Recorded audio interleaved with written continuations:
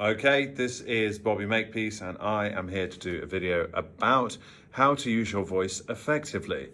As you can hear from my voice, I have been trained in the art of speaking and in vocal training at the Royal Central School of Speech and Drama, which is basically where the founding of most modern day voice training for acting and public speaking comes from. The school was founded by Cicely Berry in the early 1900s. And it went on to becoming the Webber Douglas Studio, then it turned into Royal Central School of Speech and Drama. Now, there are some really famous alumni, actresses and actors and directors and producers in the theatre world and the movie world that have been to this school, notably Dame Judi Dench, Kit Harington, Martin Freeman, to name a few, some very well-known household names, and myself, where I received a 3-year formal acting training and a very, very intensive vocal and voice training in singing and in the spoken voice as well. So before I started this course, my accent was from the West Midlands, which is in the middle of England.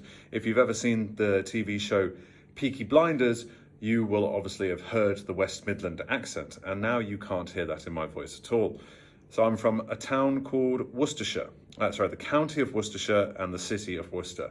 And it's a farmer town, obviously with links to the West Midlands, to Birmingham. So it's a mixing pot of West Country accent, which sounds a bit like that, and a bit more like this as well, a bit more Birmingham as well. There are multiple different parts of the county where a different accent happens. You only have to travel for half an hour to 45 minutes and the voices change completely. So when I moved to London in 2011, I sounded a bit more Midland and Worcester and farmer kind of sounding. My accent wasn't what it is now. So through the years and through my vocal training and also going into my acting career and voiceover career, I've obviously changed the way that my voice has sounded. It's grown over time. There's more weight to it. My resonators are working. Obviously, I had the training, which has obviously switched on different parts, my vocal anatomy, and also my articulators and my muscularity around the mouth has also been cultivated by putting into this practice and doing vocal warm-ups most days for singing, or vocal warming up for if I have to do a speech or before I get onto video like this. You can probably hear there's a bit of vocal fry. I'm feeling a bit tired this evening. So that's vocal fries when the vocal folds are basically doing this. Very famous by that video that Miley Cyrus does where she goes, the journey is the hard thing to remember anyways. That is basically your vocal cords going against each other right now. So that can happen when we are a bit lazy in how we're supporting, which is from the diaphragm, that's a healthy way to support your voice. We don't want to be straining.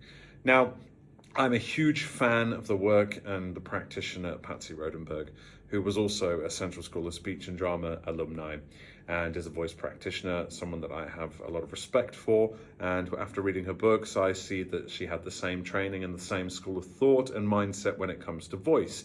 Now, the point of this voice training, it starts with the breath, obviously. Now, everything starts with breathing, and we have to be able to breathe without tension when we breathe in.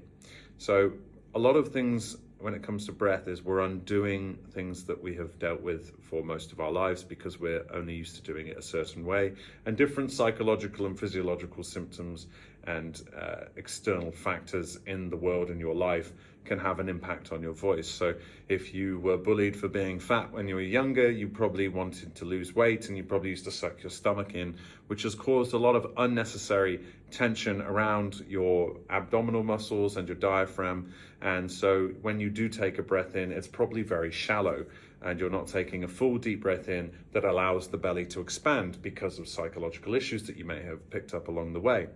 Physiological issues that you may have picked up along the way also are maybe you were punched in the stomach and it hurt, or you've had stomach pains. There's obviously, if you're a woman, you have your cramps when you have your period. So there is a lot of things going on in this area with tummy bugs. If you've had, I'm in Bali right now, Bali belly is a thing. It can leave a bit of trauma in the system. And also there's our intestines, the food we consume, different things end up around this area. And so we build up a lot of tension, and we don't like to breathe into that area because it reminds us that that area actually exists. But if you'll find with modern day breathwork practices and practitioners that you can undo and remove those blockages with that sort of breathwork, which is more sort of to emotionally release or get rid of certain things out of the body. Now, for the vocal training and for the voice training and the speaking from this part of your body for public speaking or acting or telling stories or doing these kind of videos, that requires a different kind of breath technique. So you have to start with relaxation entirely. And a lot of singers and a lot of actors and a lot of people that work in a field where they have to be in the public eye and speak end up doing a lot of lying on the floor in something called semi-supine, which is where you're lay with your back flat on the ground and your knees are up facing the ceiling, and you basically are able to expand into the ground, and it really helps with really centering and allowing that breath to go deep, because you are supported and you can find the most support there on the floor. You can also take this into your standing up as well.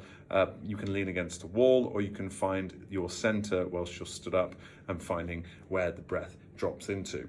So, but with the floor work, which is where you'll be breathing into your diaphragm, there are different things you can do. You start with unvoiced consonants such as F and S and sh sound, and then as you go through those, you can then add some sound into a voiced consonant such as F turns into V, S turns into Z, and sh turns into zh. And what you want to do when you connect to this, you want to be feeling in your stomach muscles and in your diaphragm that you are able to control and sustain the air to the very end of the breath. And the body will automatically want to take a breath in when it runs out of air. That is the mechanics of the body.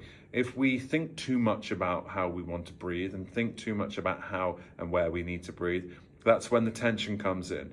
So we're allowing the body to basically take its breath. We're letting the breath fall into place rather than forcing it. And then on that release of breath, we're not going like that. There are obviously qualities of sound, stories, words, effect that you want to add to a story or a song where you have to push the air out super quick, but with it's an intentional thing. If you do that during a monologue or a speech or a script that you're reading from for your video, then there has to be intention behind it, why you're doing that, why you're forcing out that kind of sound so quickly and powerfully. But the aim of the voice breathing technique is to find a sustained, comfortable with, so not all tension is bad. So tension where we're like this isn't good, but releasing the tension from here and then feeling as the air pushes out that we want to have a support.